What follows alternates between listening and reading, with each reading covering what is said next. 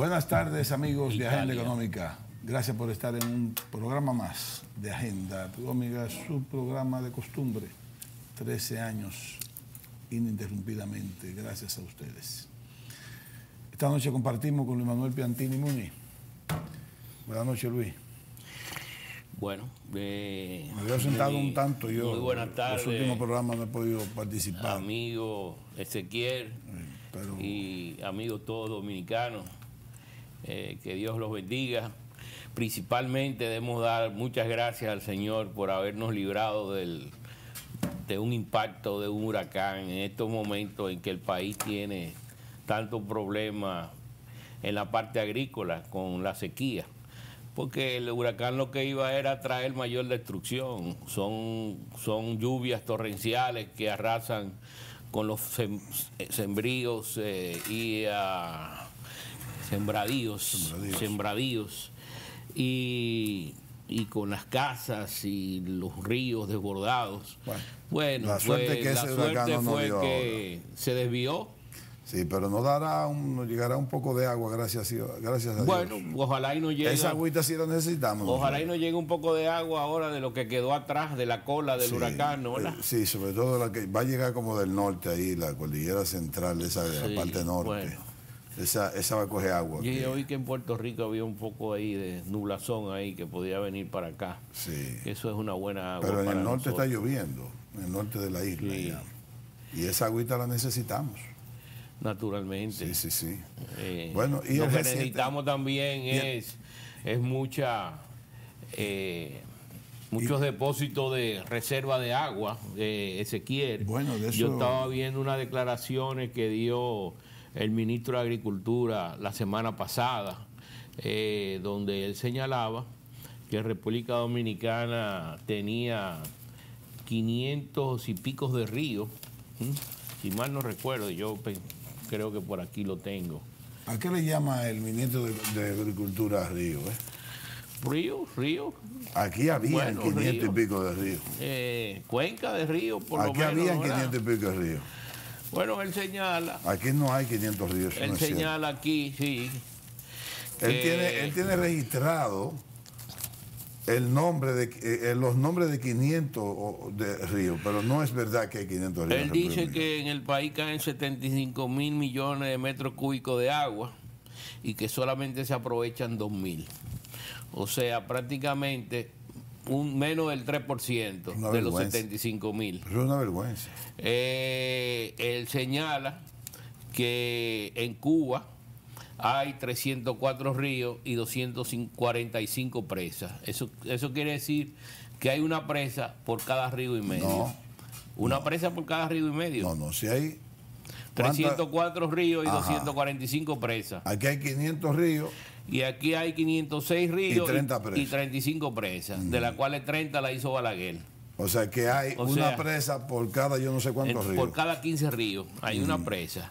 Eso es una vergüenza y una barbaridad de que como en un país tan sometidos a las inclemencias del tiempo, las autoridades dominicanas no hayan tomado una política de preservación del agua potable y Bueno, también para de todas la maneras, provisión a los canales que van a la siembra, de ¿no? todas maneras, hay que ver, no necesariamente nosotros necesitamos 200 presas. Tal vez no necesitamos, 200 presas, pero si de que hubiéramos tenido necesitamos 100, 60, sí. si hubiéramos tenido 100. Pero con 60, para que tú entiendas, Mira. nosotros resolvemos.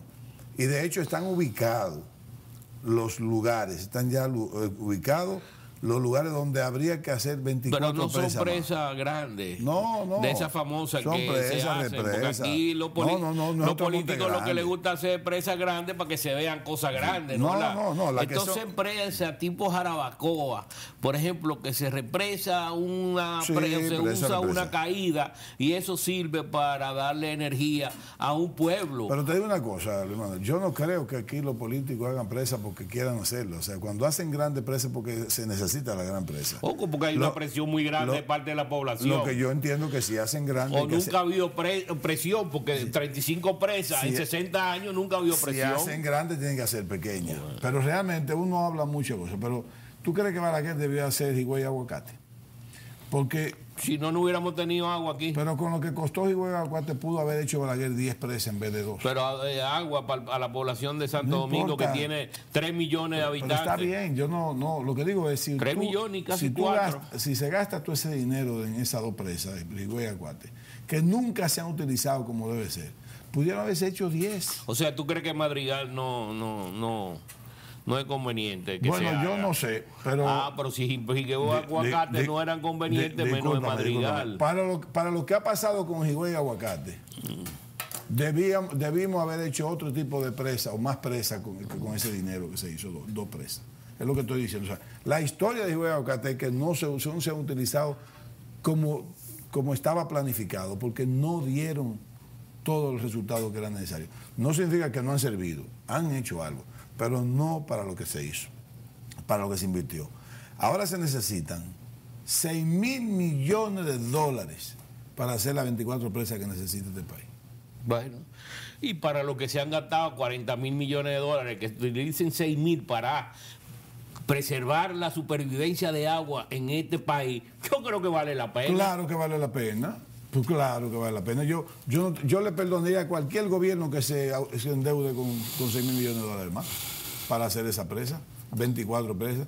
Claro, tú no la vas a hacer en un día, en un año todas. Una presa se coge fácilmente 2 años y pico para hacerla. Tal vez Monte Grande coge 3 años y pico, pero por el tamaño.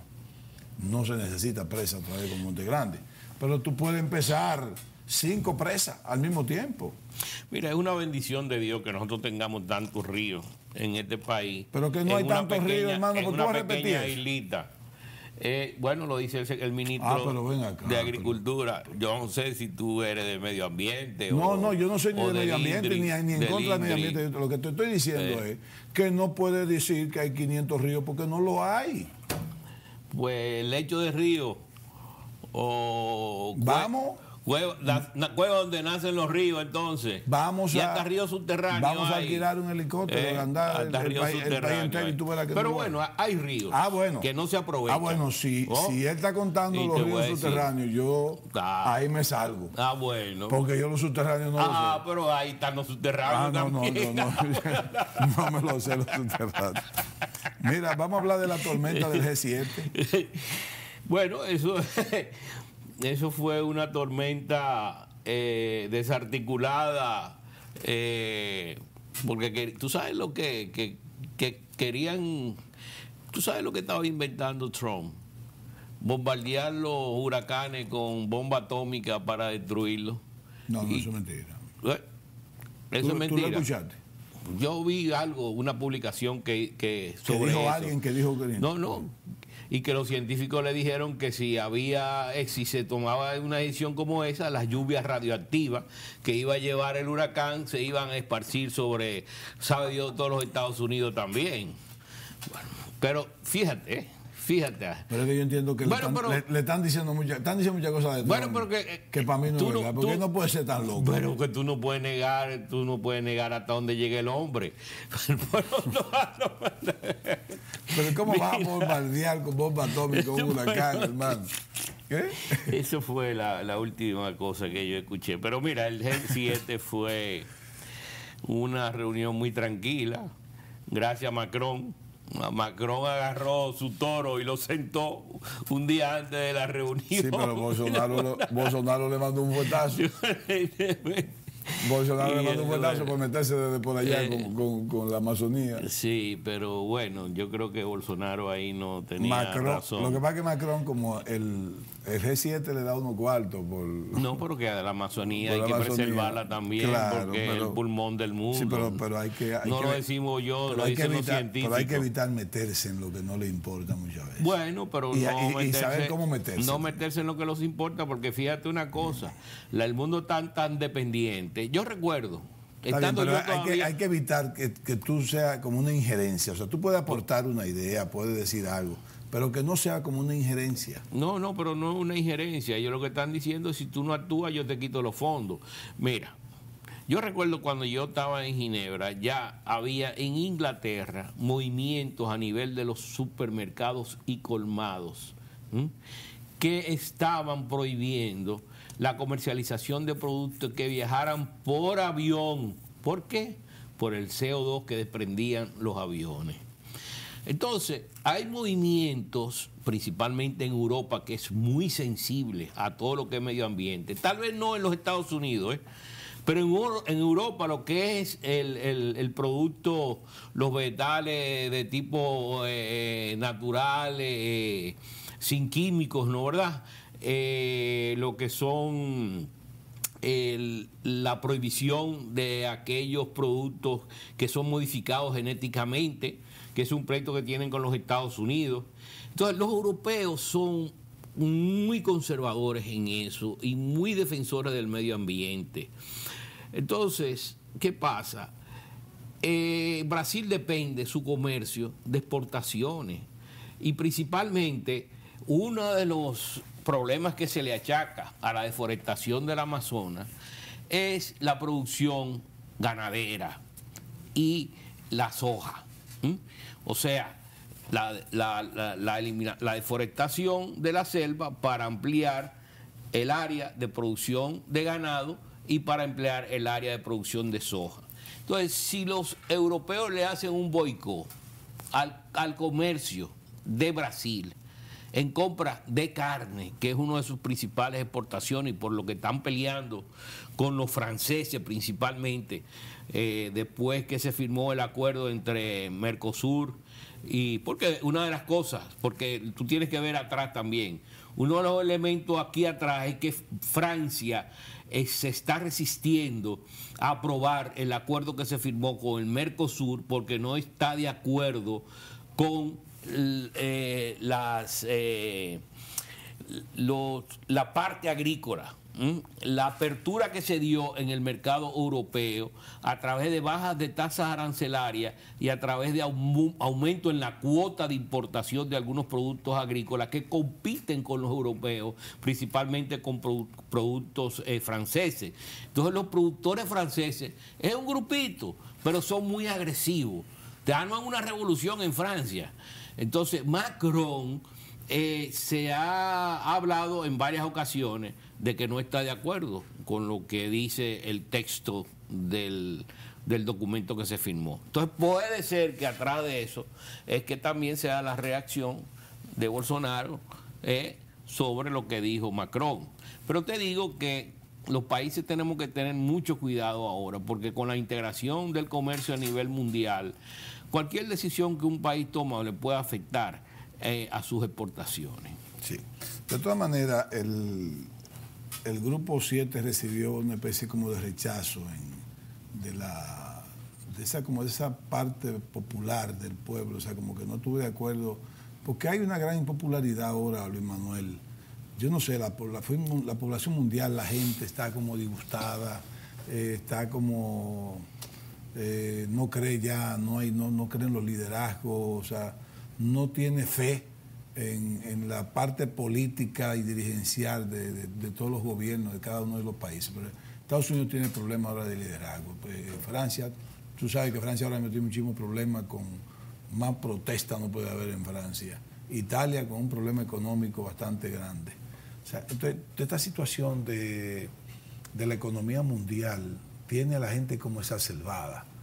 Y yo siento que esta es la reunión del Grupo 7 menos productiva que he visto en la historia. O sea, para mí hasta debió suspenderse esa reunión. Yo sé que ellos tienen un cronograma de trabajo donde hay que hacer la reunión, pero yo no le vi ningún tipo productivo a eso. O sea, yo no he leído nada que salió productivo. O sea, como digo, oh, qué bueno que se discutió esto en el G7.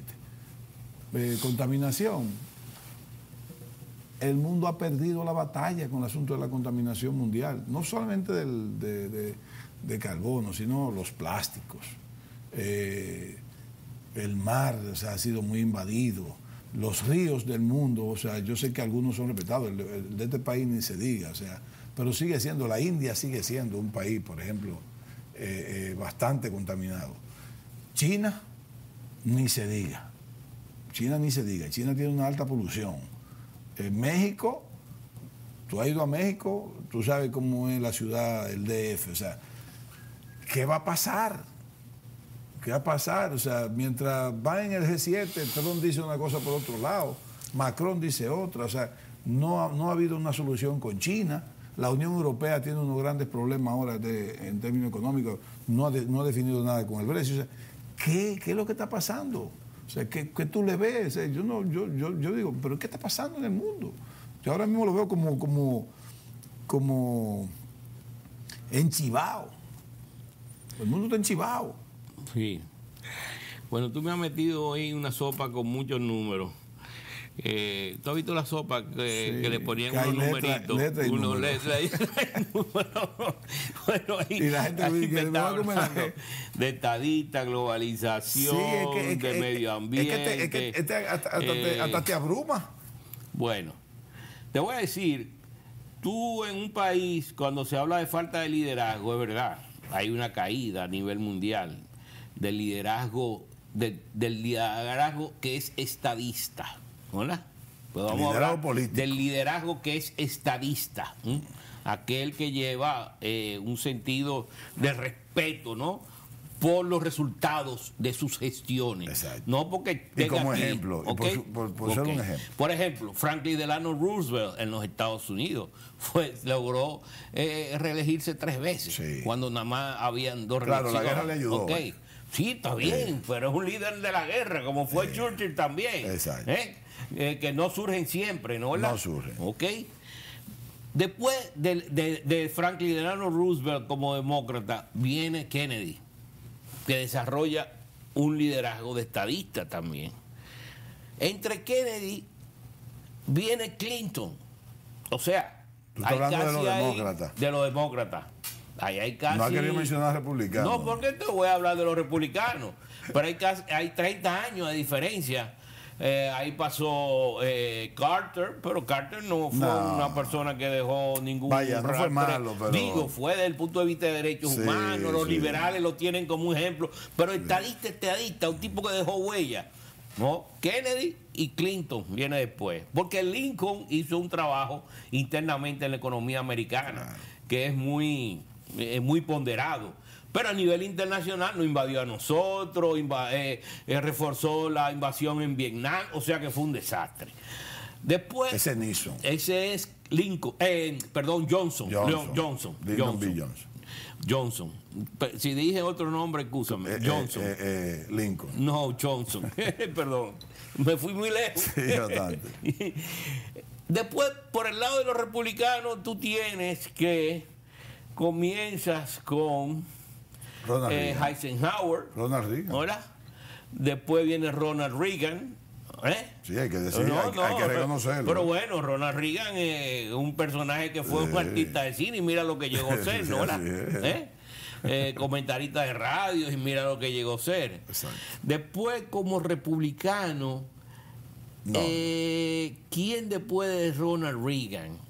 Bueno, George Bush, el padre, pero no hizo... No llegó al nivel. No llegó al nivel. Ni George Bush hijo. No, menos. Y este señor... 8 años. Y este señor de ahora que ojalá y no el mundo no sucumba en él. Pero Obama, bueno, Obama no fue una persona que definió que tuvo una marca, por ejemplo, en la economía doméstica en los Estados Unidos, o que tuvo una marca en la economía, en la parte internacional. Que cuando te tocan periodos de transición o de cambios revolucionarios, bueno, o sea, a Obama le toca pasar ser el primer negro presidente de los Estados Unidos. Y sacó a los Estados Unidos de la recesión. Y de una u otra manera. De la recesión también. Y de una u otra manera, eso pega. Vamos a ponerlo. Eso pega. O sea, que después de Clinton viene Obama, pero tal vez no como Clinton. No como Clinton. Ahora, pero bueno, eso hablamos del liderazgo. Para que tú veas que conseguir estadista en un país no es tan fácil. No es fácil. Entonces, estadistas que resuelvan crisis y que enfrenten crisis. Claro. No es fácil. O sea, que un país que pueda contar con eso es un país privilegiado. Ahora, ¿qué vamos a la globalización? El problema del pueblo con la globalización, y principalmente los europeos y los americanos, es que la globalización benefició principalmente a los países del tercer mundo, a los chinos, a los hindúes, en parte a nosotros en América Latina, porque nos beneficiamos con la exportación de materia prima, porque la grande reducción de pobreza en el mundo se dio en estos países.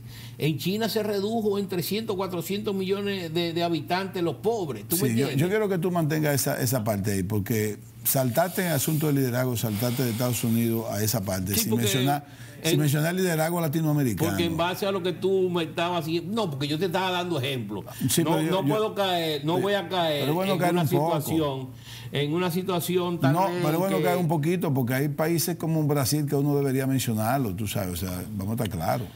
Pero vamos al cambio y volvemos a esa parte. O Argentina, que es un desastre, o Venezuela, que es otro desastre. Vamos al corte.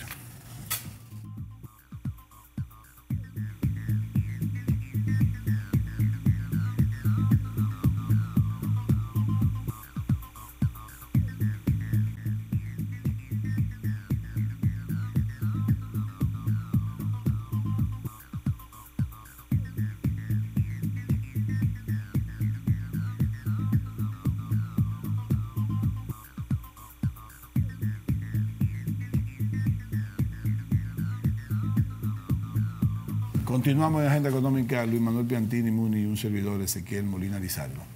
Te decía que por favor volvamos un chin atrás con el asunto del liderazgo político o liderazgo de estadista.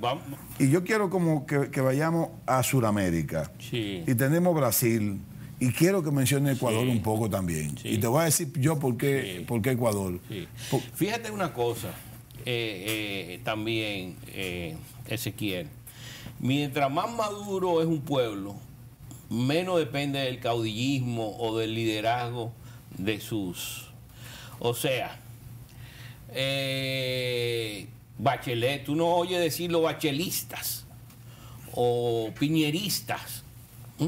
Tú oyes decir al liderazgo en Chile, que fue una economía y una democracia muy madura hasta que incursionó el desorden con Allende, que produjo al final el resultado de Pinochet, ¿no era? Sí, produjo una dictadura militar, pero que no hizo mal gobierno en materia económica. Bueno, pero no estamos hablando, hablando de que después, o sea, fíjate, en Chile es una economía madura. Sin embargo, al lado, que es un país mucho más grande, Argentina, de mayor cantidad de recursos, con disponibilidades enormes, tienen 60 años de peronismo, que lo que le ha traído es un desastre a la economía.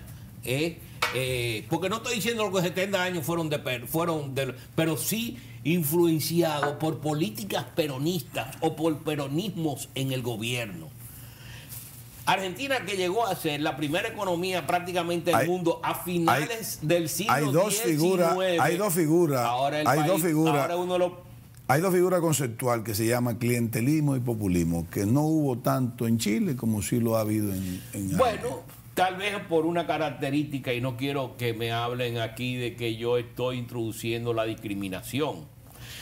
En Chile, en Argentina hay mucho de italiano, en Chile hay mucho de alemán. Entonces, coge y lleva a la Europa para que tú veas lo que ha sido Italia y lo que ha sido Alemania. Es un problema cultural. No estoy diciendo porque yo vengo procedencia de italiano, no, tampoco voy a tirar por el suelo a mis ancestros, no, pero bueno, esa es la realidad de lo que ha pasado en ese sur. Tú tienes los dos apellidos, ¿viste? ¿Me entiendes? Bueno, tengo un holandés alemán ahí también, que compensa un poquito, ¿no? Claro. Después, en Brasil también ha sido un país que, pese a que hubo una dictadura militar, pero tú no ves revoluciones en Brasil, tú no ves los desórdenes de Brasil, tú has visto que Brasil ha ido progresando, hasta que llegó este señor Bolsonaro. ¿Por qué? Porque un liderazgo que tenía... no, pero Temer jodió la economía. Temer jodió la economía brasileña. ¿Cuál? Temer. El que acaba de salir. Iba el presidente anterior, a Lula. Anterior a Lula, anterior a Dilma Rousseff, después de Dilma Rousseff, pero cuando voy a hablar de liderazgo, ¿no? Exacto, ese fue Lula es un verdadero, fue un verdadero. Viene un proceso de la dictadura militar, ¿no? Con gobiernos medio de derecha, centro, socialdemócrata, y viene el gobierno de Lula, que es del Partido de los Trabajadores, correcto, que todo el mundo le tenía un miedo terrible. ¿Qué hace Lula? Adopta la política macroeconómica de sus antecesores, mantiene la estabilidad, hace crecer a Brasil, crea confianza, vienen los capitales, pero lo atolla con un caso de corrupción que invadió América Latina entera. ¿Por qué? No había necesidad tal vez de eso.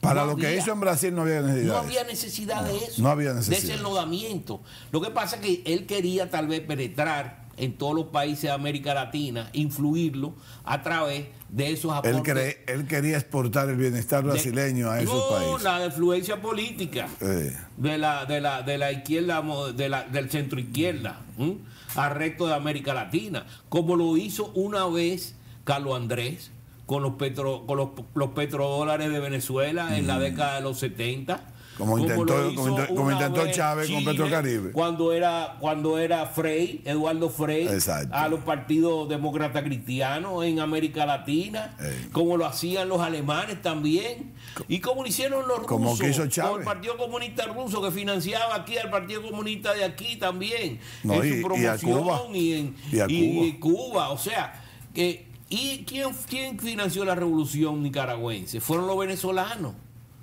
que después jugaron a Carlos Andrés porque debió recursos del Estado hacia ese fin. Pero bueno, pero no cogieron compañías brasileñas, que por cierto son compañías que tenían un nivel técnico de mucha capacidad. Sí, se destruyó por una situación de corrupción, por su ambición de poder. Es la ambición de poder que destruye personas y destruye países. Y así se destruyó el Partido de los Trabajadores. Sí, porque hay que diferenciar el liderazgo y el poder. Tú puedes ser líder y puedes tener poder como un liderazgo, pero cuando como tú dices, tú antepones ese liderazgo y lo que busca es una ambición de poder, tú dañas el liderazgo mismo. Por ejemplo, pero también hay que tener cuidado porque se ha llevado esto como un efecto dominó. A mí me preocupa. Estamos en política. Sí, aquí, pero es parte de la economía, porque mira lo que pasa.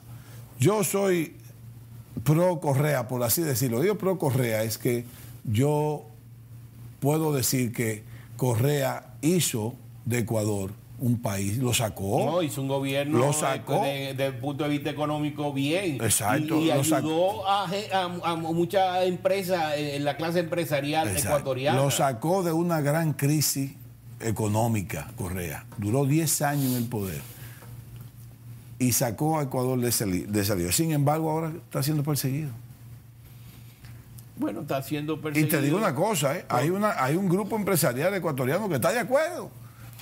Yo tengo amigos allá y yo le pregunto, pero ¿cómo va a ser que ustedes están de acuerdo? Sí, porque fue que también él robó. Pero abusó. Tal vez abusó del poder porque tenía un poder muy fuerte, ¿no? ¿Verdad? Con el apoyo en ese momento que era de Venezuela, con el apoyo de Bolivia, con el apoyo... Era un grupo de países, ¿no? ¿Verdad? Y tal vez hizo exceso, ¿no? Trancó o cerró periódicos, quiso intervenir en la parte del Parlamento o del Congreso ecuatoriano, o sea, que tal vez, ¿no?, influyó el poder que tenía de su liderazgo y lo excedió más allá y dañó el gobierno que había hecho. Podría ser eso, como podría ser también, Luis Manuel, que como afecta intereses... O su imagen, no al gobierno, su imagen, porque ya el gobierno pasó. Como afecta intereses que vienen haciendo diabluras por años, y cuando llega alguien que le para ese show de hacerse rico o de ser corrupto o lo que sea, y ya tú sales del poder, esa gente se la va a vengar. Te la va a hacer pagar. porque al final no pierden, siguen estando adentro. No, yo creo que en el caso de Correa es brillante. Yo lo oí una exposición en Naciones Unidas en Ginebra y yo quedé en el caso de Correa hay dos cosas que para mí afectó intereses y sobre todo que también los Estados Unidos le hacen pagar la suya, porque también él insultó mucho la política norteamericana. Sí, pues yo creo que ahí no, eso no. Pero podría ser, o sea, lo que estoy diciendo es... los mexicanos te pasaron mucho tiempo también. Es posible que ese asunto de querer cerrar periódicos, medios de comunicación, es un exceso. Perfecto, porque hay que tener cuidado. Ahora, a veces te desespera que tú estás gobernando, quieras hacer algo bueno por tu país y encuentras tanta oposición de gente que no le importa el país, lo que le importa son sus intereses particulares. ¿Entiendes? Y recuérdate que tú sabes como economista experimentado que se da que los intereses particulares muchas veces son tan grandes que se anteponen a los intereses nacionales o generales. Tú lo sabes. ¿Qué le importa a un conglomerado empresarial o que sea? Decir, no, pero que vamos a empezar en el país. O sea, ¿tú crees que aquí puedan haber en algún momento dado de que 180 millonarios que van a aportar más impuestos de la cuenta? Eso no es tan fácil en un país como este. Yo no se lo estoy pidiendo ni estoy criticando cuando no lo hagan. Pero cuando tú veas a un país, cuando tú vas a gobernar un país y afecta intereses, más tarde que temprano te lo hacen pagar si no te cuidas. Entonces yo creo que matar el liderazgo político en los países es lo que está llevando a estos lodos. Estos lodos de hoy son fruto de esas tormentas del pasado. O sea, estamos matando el liderazgo político, el liderazgo social. Y lamentablemente no hay después quien dirija ninguna situación.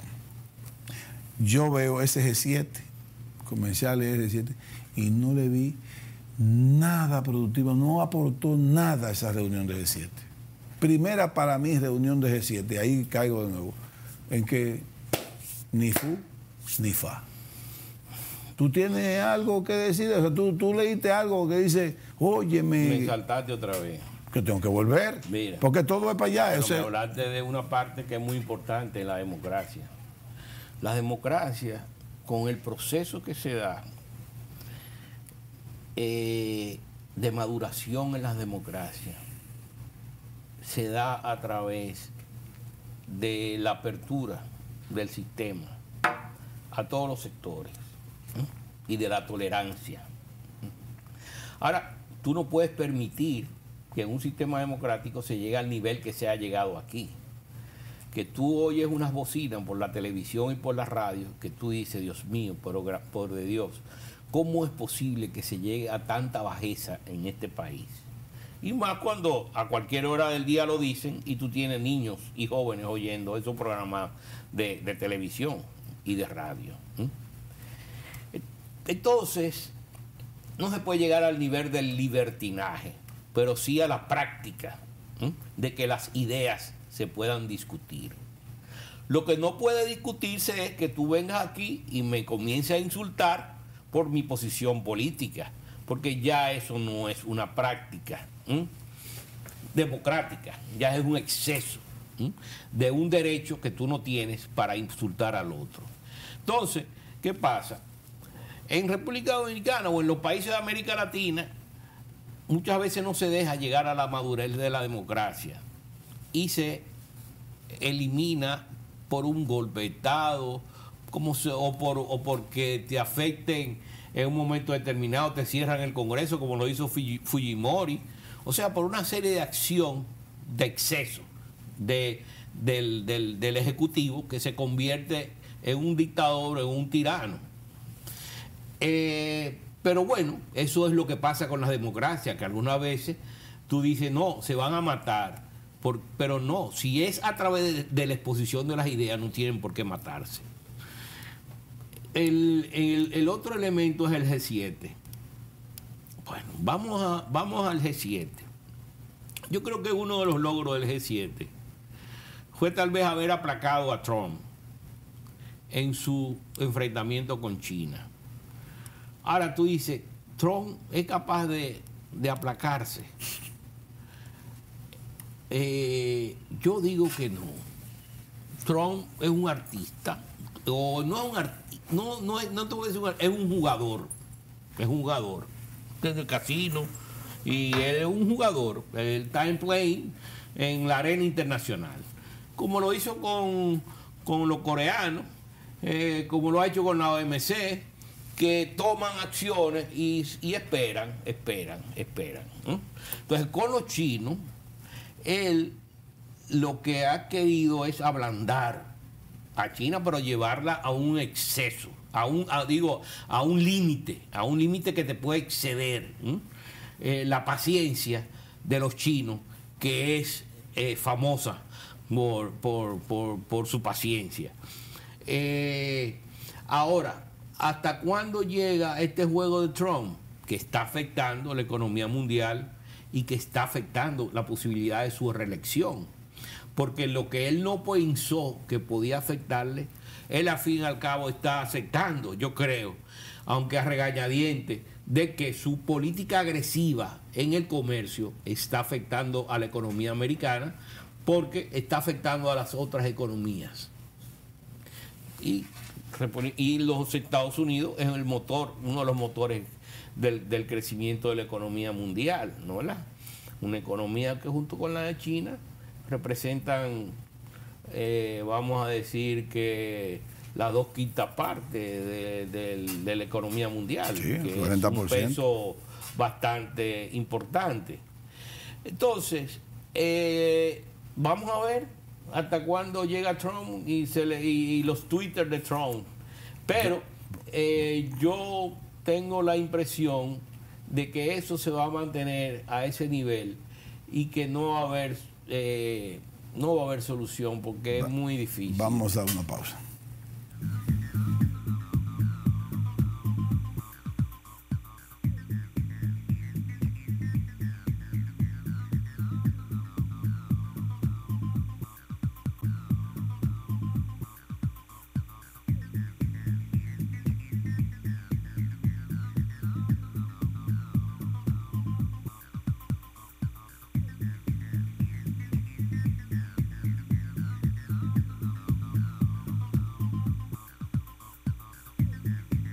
Continuamos en Agenda Económica, Luis Manuel Piantini y un servidor, Ezequiel Molina Lizardo. Mira, yo creo, Luis Manuel, que si la situación sigue así, Trump está decidido a ni siquiera como a reelegirse. Porque si hay algo por el que el norteamericano vota en contra es cuando la economía está mala. Al americano no le gusta otra cosa que no sea una economía buena. Trump ganó, recuérdate que cogió menos votos que Hillary, pero como allá hay un sistema de colegios electorales, donde Hillary no pudo calar en los estados donde los colegios electorales eran más fuertes. Por ejemplo, ella perdió en California, increíblemente, perdió en Michigan. O sea, esos estados que aportan mucho votos de colegio electoral, pues ya lo perdió. Sin embargo, Trump está decidido a echar pleito con China. ¿Qué tiempo le falta a Trump para este periodo? Un año y algo. Un año y algo. El año que viene, noviembre del año que viene. Un año y 4 meses. Estas son las elecciones. En noviembre del año que viene hay elecciones. Sí. Y en enero es la toma de posición de seguir él o no. A mí me parece... O Sanders. ¿Eh?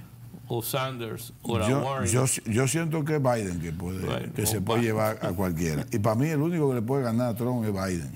Porque Biden responde a la misma clase caucásica de Trump, si se quiere. Pero no caigamos ahí. Lo que estoy diciendo con eso es que Trump no va a ceder, porque la personalidad de él no da para ceder. Y que déjame ceder para ver si yo puedo reelegirme. La personalidad de Trump no es echarse atrás. Eso lo hemos visto en todas sus cosas. Trump va como un toro sin control, rompiéndose cualquier torero que hay en el medio. Ahora bien, ¿está Trump tan equivocado? Pero cuando hay que tirar un tiro se huye. Bueno, ¿está Trump tan equivocado en ese pleito con China en lo que se llama la estructura industrial de Estados Unidos?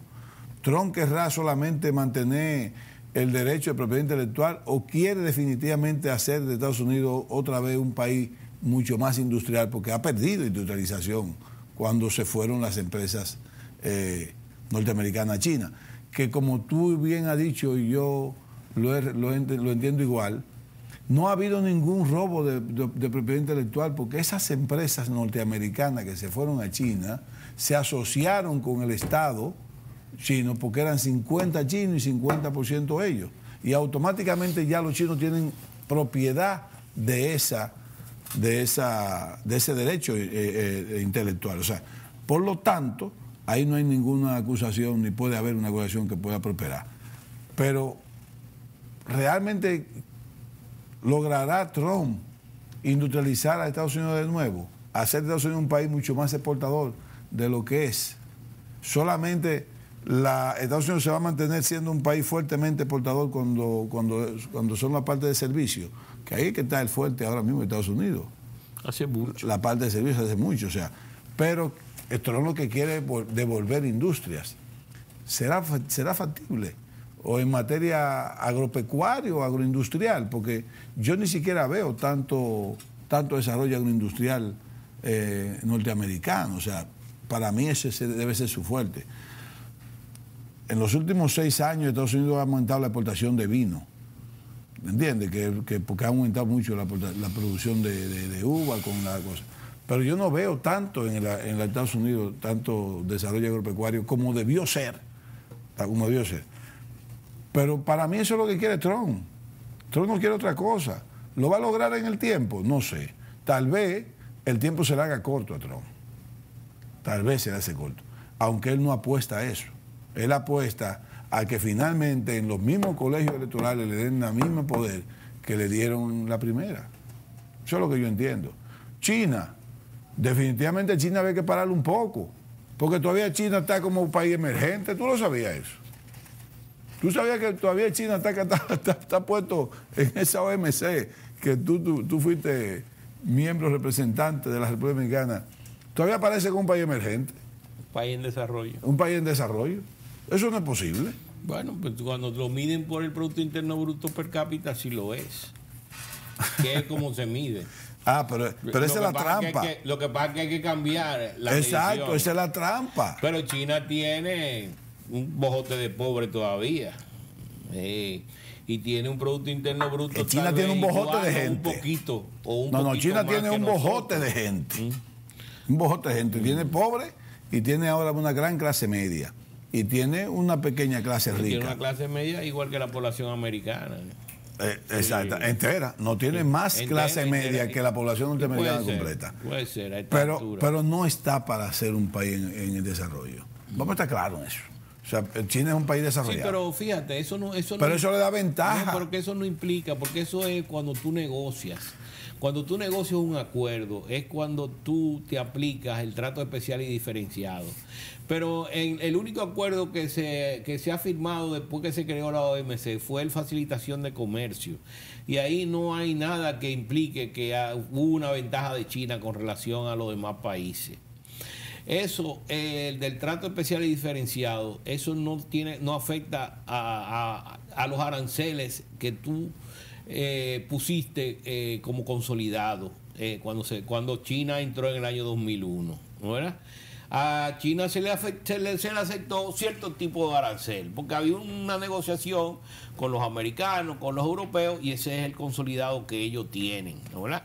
Hasta hace unos años todavía tenía ventaja arancelaria.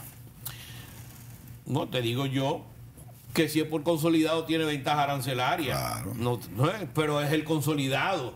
O sea, tú tienes que en una nueva negociación en la OMC bajar ese consolidado, lo que no se ha dado, porque la ronda de Doha ha quedado paralizada por el problema de la negociación agrícola, por los subsidios de los países industrializados que no han querido eliminarlo, entre una de las cosas. El programa terminó, Iván.